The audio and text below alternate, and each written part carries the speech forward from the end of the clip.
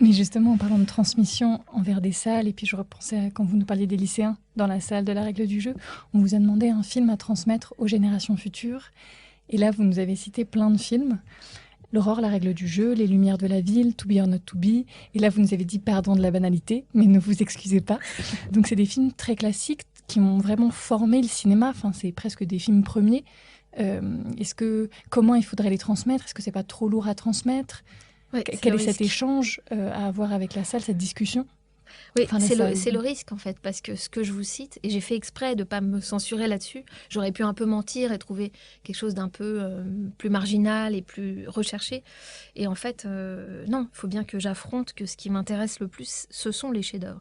Donc en fait, j'ai pas la posture de... enfin, posture, non, parce que chez plein de gens, c'est très sincère, mais d'être la personne qui découvre et qui remet en avant, qui remet au jour quelque chose que d'autres avaient peut-être négligé parce que au niveau industriel, c'était peut-être un petit produit ou des choses comme ça. En fait, j'ai l'impression toujours que la vie est courte, que justement ce lien entre nos attitudes dans la vie morale et envers les autres et en amour, etc., sont tellement des choses vitales, en fait, ces affects, mais pas au sens psychologique. En fait, souvent j'ai un rejet des films qui sont des portraits psychologiques, mais au sens de choses beaucoup plus dynamiques. Eh bien, il est urgent de les trouver et que les meilleures œuvres, en fait, sont celles qui les portent, quelle que soit leur époque. Et donc, l'Aurore, bah oui, film muet, et d'ailleurs, il y a un vrai problème aujourd'hui de quasiment pas voir les films muets, sauf en ciné-concert, qui eux-mêmes deviennent des espèces d'événements musicaux, d'abord très coûteux pour les salles, donc ils font une seule projection, et puis voilà. Bon. Donc ça, c'est encore tout un problème, mais du coup, on voit plus l'Aurore, quoi, ou Le Dernier des Hommes de Murnau, et je me souviens d'une époque que j'ai encore connue, je suis pas non plus si vieille, à la Cinémathèque des Grands Boulevards, où les muets passaient sans musique. Et j'ai compris, les historiens disaient, mais c'est une absurdité, parce que les films muets ont toujours été projetés avec quelqu'un qui faisait de la musique à côté. Mais en fait, peu importe, là on parle du présent, et au nom de quoi on pourrait pas projeter des muets sans son. C'est pas une dénaturation, voilà, l'œuvre, elle a un destin qui est aussi, y compris aujourd'hui. Donc moi j'aimais bien ça, j'aimais bien voir des films dans cette attention particulière du muet, sans aucun autre filet pour couvrir, bon, par exemple.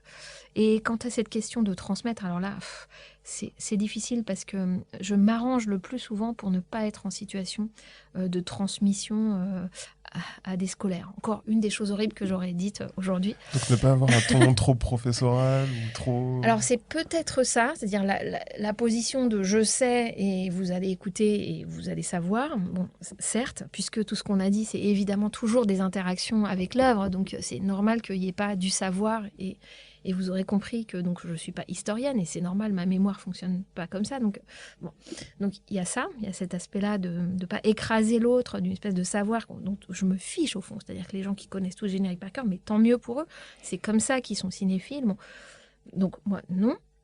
Donc il y a ça, mais il y a aussi cette espèce d'injonction à ne pas perdre la jeunesse, quoi. Surtout que la jeunesse, elle reste encore cinéphile, s'il vous plaît, on aime encore aller au cinéma, s'il vous plaît. Donc on est là investi d'une espèce de pouvoir qui ne tient qu'à un fil, voilà, donnez-leur le goût de... Et donc toute injonction, en fait, concernant la transmission de la cinéphilie fonctionne comme une sorte de tue-l'amour pour moi.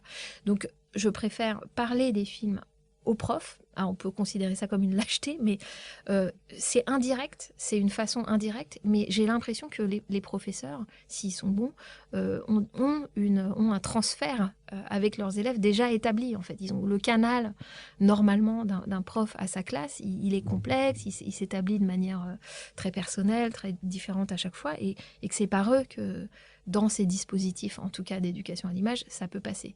Et donc j'aime bien l'idée que les profs eux-mêmes, ils ont leur propre cinéphilie, ils vont écouter quelqu'un sur un film, et non pas sur le cinéma en général. Et puis ensuite, ils réfléchissent à comment ça peut se séquencer, parce que c'est ça la pédagogie, c'est l'art des étapes, quoi. Et c'est à eux de faire ce... Donc il y a j'aime bien qu'il y ait deux étapes, qui est l'étape, le prof reçoit quelque chose et ensuite les élèves reçoivent une deuxième chose. Donc c'est pas cette transmission directe.